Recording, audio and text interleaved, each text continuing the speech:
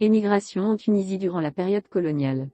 L'occupation de la ville de Bonn entraîna l'installation de plusieurs familles de cette localité dans la région de Bizerte. Plusieurs tribus amorcèrent des mouvements d'aller-retour pendant toute la période marquée par les combats et les mouvements insurrectionnels. La régence de Tunis semblait intéressée par l'installation de ces tribus qui cultivaient des terres et payaient des sommes considérables d'impôts. En 1855, l'administration française signale l'émigration de 300 familles de 3 tribus représentant plus de 1500 personnes. En 1856, 200 tentes de Mascara plus de 1000 personnes et en 1860 plus de 300 tentes, soit environ 1500 personnes. Ces chiffres indiquent le caractère massif et le type d'émigration. Il s'agit de tribus ou fractions de tribus, qui émigrent en emportant leurs biens, c'est-à-dire essentiellement leurs cheptels et leurs effets personnels. Les listes nominatives établies par l'administration française fournissent la composition familiale en même temps que le nombre de bêtes qui les accompagnaient: moutons, bovins, caprins, chevaux, chameaux, etc. En 1874, les autorités françaises ont accusé, à tort ou à raison, les Tunisiens d'une propagande habile et malveillante, pour inciter les indigènes à émigrer.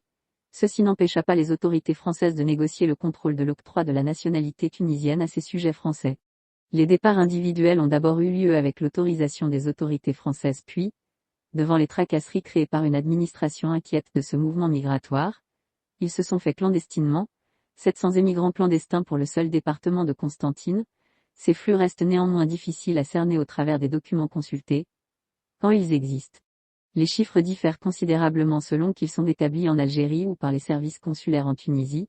Ces derniers évaluaient en 1876 le nombre total des Algériens à 16 600 alors que le gouvernement général de l'Algérie à la même époque les évaluait à 6 973 personnes et ceci avant les fortes migrations de la fin du siècle. De plus, les naturalisations et les retours compliquent considérablement le problème.